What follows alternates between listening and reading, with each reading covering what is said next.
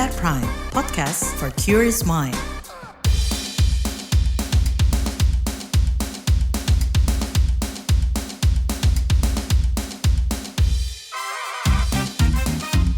What's Trending KBR Pagi, siaran pagi radio paling update.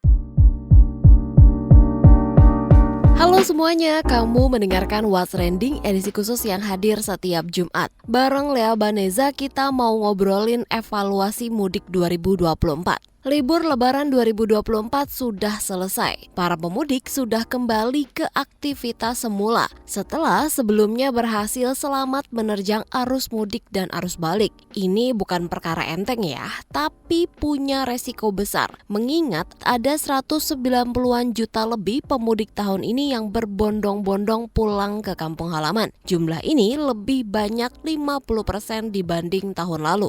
Kenapa sih Lea bilang beresiko? Karena semakin banyak pengguna jalan jalur mudik, maka makin tinggi resiko kecelakaan jika tidak diantisipasi sebaik mungkin. Dan benar aja beberapa peristiwa kecelakaan maut terjadi pada perjalanan mudik kali ini. Nah, salah satu peristiwa yang jadi sorotan adalah kecelakaan di ruas tol Jakarta Cikampek kilometer 58. Kejadian ini merenggut 12 nyawa. Meski begitu, Korps Lalu Lintas atau Korlantas Polri menyampaikan secara nasional jumlah kecelakaan lalu lintas selama arus mudik dan balik Lebaran Idul Fitri 2024 menurun ketimbang tahun sebelumnya. Kepala Korlantas Polri, Aan Suhanan mengatakan jumlah kecelakaan lalu lintas pada mudik dan balik Lebaran tahun ini sebanyak 2.985.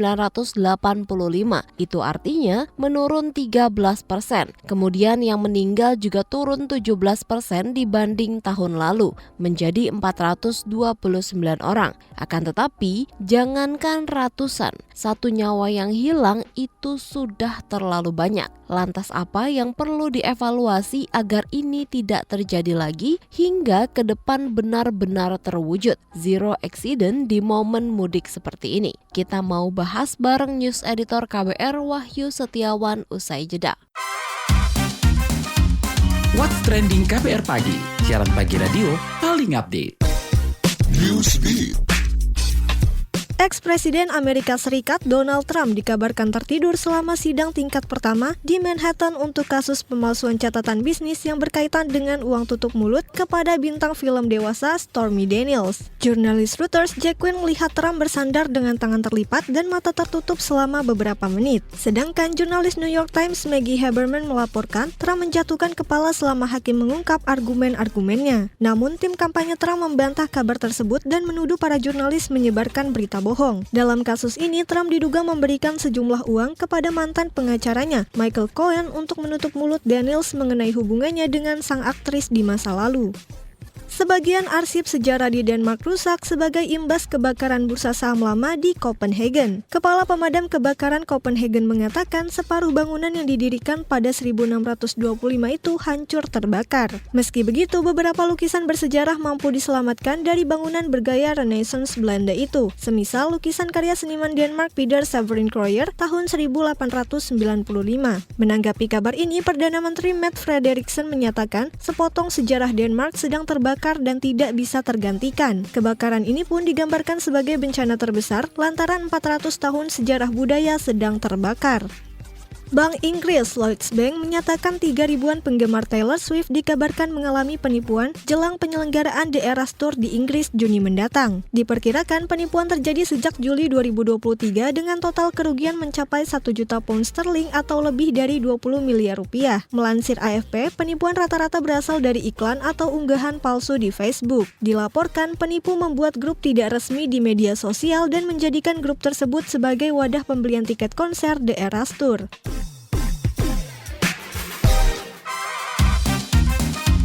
What's Trending KBR Pagi, siaran pagi radio paling update.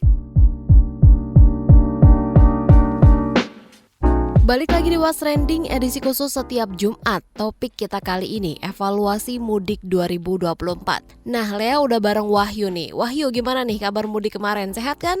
Sehat, aman, terkendali Lea. Oke, berarti nggak ada kecelakaan atau apapun, semua sehat sampai di rumah ya? Alhamdulillah. Oke, nah Wahyu, operasi ketupat telah dilaksanakan nih selama 13 hari. Dimulai sejak 4 April sampai 16 April 2024. Nah, ada nggak nih Wahyu catatan dan pantauan dari pelaksanaannya? Mungkin gimana nih hasil operasi ketupat 2024 ini Wahyu? Oke Lea, sebelum saya menjelaskan soal itu, saya mewakili KBR mengucapkan turut berduka cita dulu ya terhadap ratusan korban meninggal selama mudik lebaran kemarin. Iya. Jadi untuk total korban meninggal secara keseluruhan dari mulai arus mudik hingga balik, menurut data dari Mabes Polri mencapai 429 orang. Iya. Kepala Korlantas Polri, Aan Suhanan, pada Selasa kemarin itu sudah memaparkan data evaluasi arus mudik dan balik yang diklaim menurun nih angka kecelakaannya dibanding tahun sebelumnya ya. Tapi sayang untuk korban luka beratnya ada peningkatan dibanding tahun lalu. Untuk kecelakaan lalu lintas selama arus mudik dan balik, alhamdulillah ada penurunan ya, angkanya sekitar 13%. Dari 3.412 tahun 2024, saat ini turun menjadi 2.985, artinya turun 13%. Kemudian meninggal dunia akibat kecelakaan tersebut juga turun 17% ya, dari 519 di 2024 menjadi 429. Kemudian yang luka berat ada peningkatan 25% dari 427 naik menjadi 533. Kemudian untuk luka ringan juga turun dari 4.745 turun menjadi 3.983. Demikian beberapa hal yang perlu disampaikan. Dengan berakhirnya pelaksanaan rekayasa lalu lintas, kami dari kepolisian, dari seluruh stakeholder, dari Jasa Marga menyampaikan permohonan maaf kepada seluruh masyarakat Indonesia jika pada saat pelaksanaan pelayanan arus mudik dan balik tahun 2024 ini ada hal yang mungkin masih dirasa kurang. Saya tahu banyak kepentingan masyarakat yang tidak terakomodir. Itu semua semata-mata karena kita melihat asas prioritas. Pada pelaksanaan rekayasa lalu lintas juga ada beberapa antrian, ada beberapa keterlambatan. Ini juga kami mohon maaf atas semua itu. Kami memang belum sempurna, tapi kami terus berusaha untuk meningkatkan pelayanan kepada masyarakat. Selama operasi ketupat, Polri sempat menerapkan beberapa skema rekayasa lalu lintas ya Le. Mulai dari ganjil genap, kemudian ada one way, ada kontraflow juga yang berakhir sejak operasi ketupat 2024 ditutup. Korlantas Polri juga sudah menindak puluhan ribu pengendara nih yang melanggar lalu lintas sejak arus mudik hingga balik ya. Dari jumlah itu ratusan pengendara diantaranya diganjar sanksi tilang melalui kamera elektronik atau ETLE. Itu yang terkait itu ya, yang terkait salah satunya yang terkait dengan ganjil genap. Dan sisanya diberikan sanksi berupa teguran. Nah, Wahyu tadi kan sempat disinggung kalau ada penurunan gitu. Nah, faktor pendukungnya apa nih Wahyu? Angka kecelakaan ya maksudnya ya. Oke, salah satu yang diklaim membawa dampak positif terhadap penurunan angka kecelakaan adalah salah satunya nih ya, program layanan angkutan sepeda motor gratis atau kalau disingkat MOTIS. Oke. Jadi Kementerian Perhubungan itu mengklaim program MOTIS mampu menurunkan angka kecelakaan sebesar 20%, Le.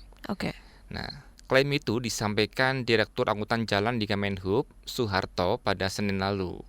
Menurut Soeharto, menurunnya tingkat kecelakaan ini jadi acuan nih buat Kemenhub untuk melanjutkan program angkutan motor gratis supaya tingkat kecelakaan di mudik lebaran dari tahun ke tahun ini terus menurun.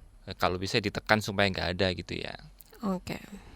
Kita tahu bahwa yang namanya mudik itu banyak juga pengguna motor. Makanya motor itu juga mempunyai tingkat yang sangat tinggi risikonya. Fatalitasnya sangat tinggi. Data yang kami kumpulkan sampai dengan H+2 kemarin, ini tingkat kecelakaan itu menurun kurang lebih sampai dengan 20%. Ya, boleh katakan yang fatalitasnya juga menurun, meninggal dunia juga turun, ini antara 21 sampai 26 secara rata-rata. Ini membuktikan bahwa program ini sebetulnya program yang bagus. Nah, dari program mudik gratis itu kan tidak hanya darat, tetapi melalui berbagai moda lain seperti moda transportasi laut serta moda kereta api. Untuk jalur darat ada program mudik gratis sepeda motor dengan bus dan truk. Tahun ini, pada arus mudik dan balik tersedia 700-an unit bus dan 30 ribuan penumpang dan 30 unit truk untuk 900 unit sepeda motor nih Wahyu. Kemudian untuk jalur laut nih, ada program mudik gratis sepeda motor dengan kapal laut. Kuotanya itu hampir 10.000 penumpang dan hampir 5.000 unit sepeda motor terangkut. Nah selanjutnya nih Wahyu, di jalur kereta api ada program mudik gratis sepeda motor dengan kereta api. Kuotanya ini lebih dari 28.000 penumpang dan 12 ribuan lebih unit sepeda motor. Nah mudah-mudahan nih ya jumlah ini bisa meningkat setiap tahunnya. Tapi nih Wahyu, bagaimana dengan faktor pemicu angka kecelakaan? Sepertinya perlu nggak sih Wahyu evaluasi gitu, apa yang jadi penyebab terbesar kecelakaan ini? Iya Le, anggota Komisi Bidang Perhubungan di DPR, Mulyadi, dia mendorong evaluasi secara menyeluruh nih di bidang transportasi dan perhubungan. Kenapa? Karena masih ada peristiwa kecelakaan maut pada mudik tahun ini. Oke, jadi meskipun menurun tapi tetap ada gitu ya kecelakaan mautnya. Ya, salah satu yang disorot ya ini kecelakaan di jalur kontraflow di Tol Cikampek. Kita meminta kepada pihak asuransi terhadap musibah kecelakaan ini segera memfollow up apa yang menjadi hak dari para korban, terutama keluarganya, dan pihak operator jalan tol dan semua yang menjadi penanggung jawab terhadap kegiatan di dunia transportasi dalam hal ini perhubungan harus menjadi bahan evaluasi sehingga ke depan tidak boleh lagi terjadi hal seperti itu. Lantas apa saja faktor-faktor yang ditemukan jadi penyebab kecelakaan ini? Kita bahas usai jeda. What's Trending KBR Pagi, siaran pagi radio paling update. Commercial break. Commercial break. Aduh, hari ini gue bakal capek banget deh. Masuk pagi buta, full sampai sore. Ditambah harus kerja kelompok. Pusing banget. Lama-lama nih ya, kalau kata orang-orang sekarang tuh, mental health gue terganggu. Masih pagi woi, udah ngomel-ngomel aja. Nih biar lo gak overthinking apalagi jadi self-diagnose, coba deh lo dengerin podcast Disko. Apa? Ke disco? Disko, diskusi psikologi. Itu podcast woi, podcast. Menghadapi kenyataan dunia emang gak mudah. Tapi jangan sampai kesehatan mentalmu terganggu apalagi sampai self-diagnose. Cus dengerin Disko, diskusi psikologi, persembahan Into the Light Indonesia dan KBR. Disko membahas beragam topik seputar kesehatan mental langsung dari pakarnya. Disko, diskusi psikologi, hapus stigma, peduli sesama, sayangi jiwa. Simak di kbrprime.id dan platform mendengarkan podcast lainnya. KBR Prime, podcast for curious mind.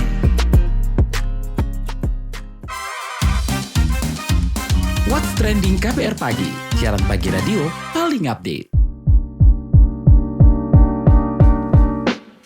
Balik lagi di What's Trending edisi khusus setiap Jumat. Topik kita kali ini evaluasi mudik 2024. Polri melalui laman Humas Polri menyatakan bahwa kelelahan supir Grand Max jadi penyebab kecelakaan di tol Jakarta Cikampek kilometer 58 yang tadi Wahyu singgung gitu ya. Nah, hal ini merupakan kesimpulan sementara setelah dilakukan pengusutan oleh tim Traffic Accident Analysis atau TAA bentukan Polri. Karopenmas Divisi Humas Polri Truno Yudo Wisnu Andiko Senin lalu mengatakan supir berkendara selama 4 hari dari Jakarta sampai Ciamis dan sebaliknya tanpa henti 5 April 2024. Sehingga mengalami kelelahan yang mengakibatkan microslip atau mengantuk karena kelelahan. Kecelakaan yang diduga karena microslip ini merenggut 12 nyawa. Nah, fenomena ini kemarin sempat banyak jadi perbincangan dan warning nih bagi seluruh pengemudi lainnya. Nah, Wahyu, apakah human error berperan besar nih pada kecelakaan mudik tahun ini?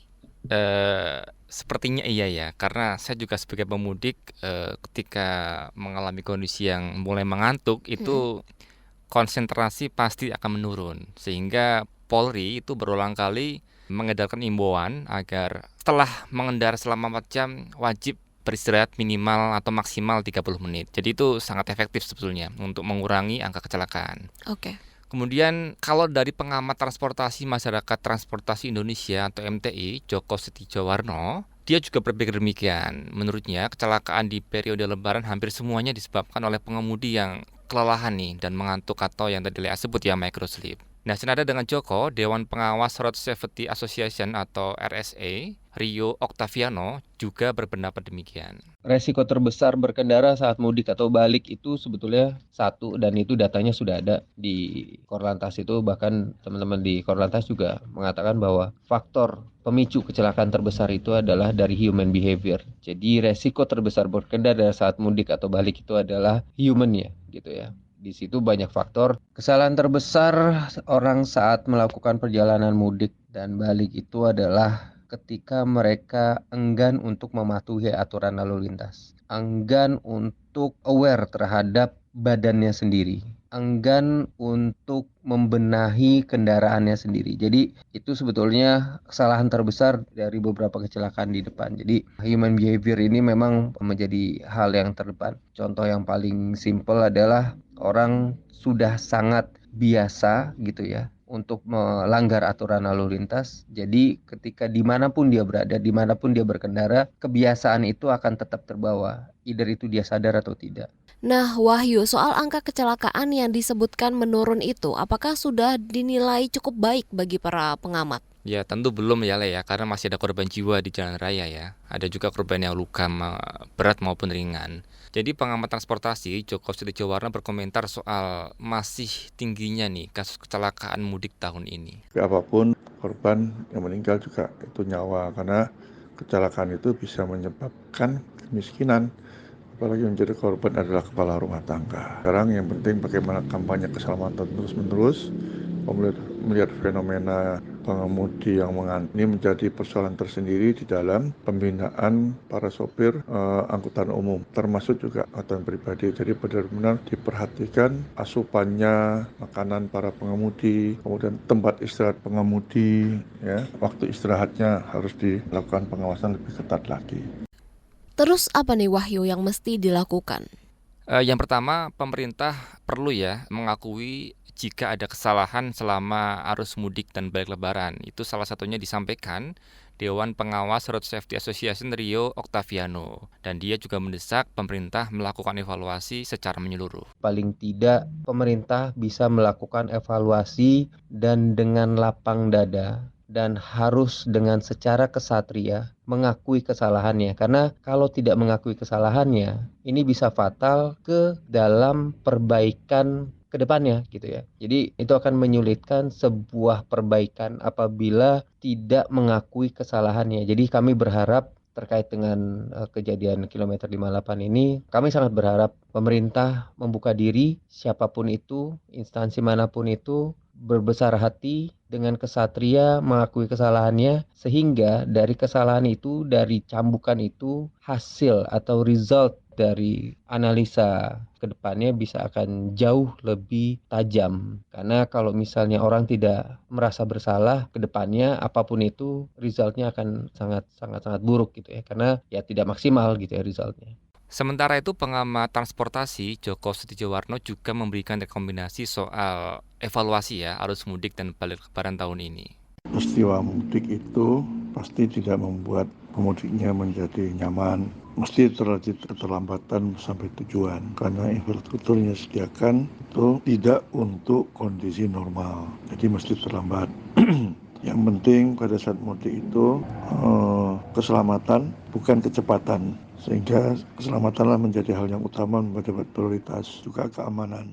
Kalau mudik kali ini memang tentunya makin bertambah pengguna semua moda, udara memang mahal, tapi ada alternatifnya mudik kapal gratis. Itu ada 20 rute yang sebelumnya hanya melayani kapal gratis Jakarta, Semarang, Surabaya, sekarang 20 rute, sehingga menjadi alternatif bagi yang mudik antar pulau tidak bisa menggunakan pesawat. Darat jelas memang seperti itu. Ya bukannya diperbaiki, artinya kapasitas angkutan umum harus jadi primadona, nambah kapasitas angkutan umum. Jadi hendaknya non-tol juga diperhatikan, karena sekarang jalur non-tol juga sudah bagus, bahkan itu juga bisa memberikan distribusi pendapatan ke daerah-daerah. Ya kalau jalan tol saja sampai kapanpun tidak bakal mencukupi karena keterbatasan lahan yang tersedia. Tapi ke depan memang pengembangan angkutan umum lah untuk di Pulau Jawa ya. Baik itu angkutan umum antar kota yang sekarang sudah diidamkan oleh pemudik. Nah, kalian sendiri gimana nih? Apa aja yang kalian alami selama mudik dan perlu mungkin jadi perhatian pemerintah untuk kedepannya diperbaiki gitu? Silahkan ketik di kolom komentar yang tersedia di platform mendengarkan podcast kesayangan kamu. What's Trending hadir di KBR Prime, Spotify, dan Noise. Demikian What's Trending edisi Jumat, saya Lea Baneza dan News Editor Wahyu Setiawan, pamit. Sampai jumpa pekan depan. What's Trending KBR Pagi, siaran pagi radio paling update.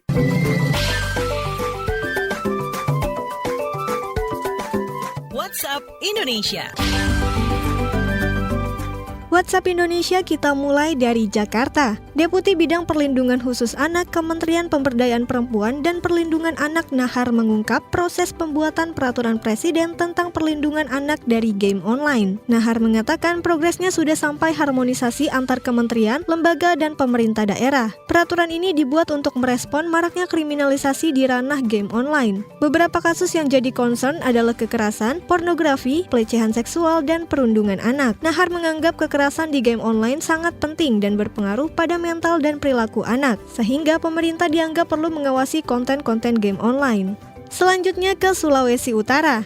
Kepala Pusat Data, Informasi, dan Komunikasi Kebencanaan BNPB Abdul Muhari memastikan 828 warga dievakuasi imbas erupsi Gunung Ruang di Kabupaten Kepulauan Siau, Tagulandang, Biaro, Sitaro, Sulawesi Utara. Pihak BPBD Kabupaten Sitaro memberikan bantuan berupa 123 lembar tikar, 123 lembar selimut, dan 400 lembar masker kepada masyarakat. Pusat Vulkanologi dan Mitigasi Bencana Geologi PVMBG Badan Geologi secara resmi menaikkan status Gunung Ruang menjadi level 5 atau awas. Peningkatan level tertinggi untuk status gunung api itu dilakukan setelah Gunung Ruang menunjukkan adanya aktivitas vulkanik yang terus meningkat sejak awal bulan ini. 16 April lalu, Gunung Ruang mengalami erupsi eksplosif dengan estimasi tinggi kolom mencapai 2.000 meter dari puncak. Kondisi ini meningkat mencapai tinggi sekitar 3.000 meter, disertai suara gemuruh dan gempa yang turut dirasakan di pos pengamatan Gunung Api Ruang. Dengan kenaikan level 5 atau awas, pihak BVMBG telah mengeluarkan beberapa rekomendasi bagi masyarakat sekitar, pengunjung atau wisatawan agar tetap waspada dan tidak memasuki wilayah radius 6 km dari pusat kawah aktif Gunung Api Ruang. Terakhir kita ke Bali. World Water Forum ke-10 bakal digelar di Bali pada 18 hingga 25 Mei 2024. Ini dikonfirmasi staf ahli Menteri Pekerjaan Umum dan Perumahan Rakyat PUPR Bidang Teknologi Industri dan Lingkungan Endra S. Atmawijaja. Bali ditunjuk setelah Indonesia resmi terpilih sebagai tuan rumah World Water Forum. Endra mengatakan menjadi tuan rumah World Water Forum adalah kesempatan Indonesia mendorong dan memimpin dunia mengatasi persoalan air. Endra menyatakan Indonesia konsisten mendorong persoalan air dibahas di level dunia. Dia berharap di forum ini Indonesia memiliki pengaruh besar terhadap arah kebijakan di bidang air. Beberapa poin yang akan dibawakan pada World Water Forum adalah Center of Excellence on Water and Climate Resilience, Mainstream Integrated Water Management in Small Island, dan kegiatan rutin World Lake Days atau Hari Danau Sedunia. Demikian WhatsApp Indonesia hari ini. KBR Prime, cara asik mendengar berita. KBR Prime, podcast for curious mind.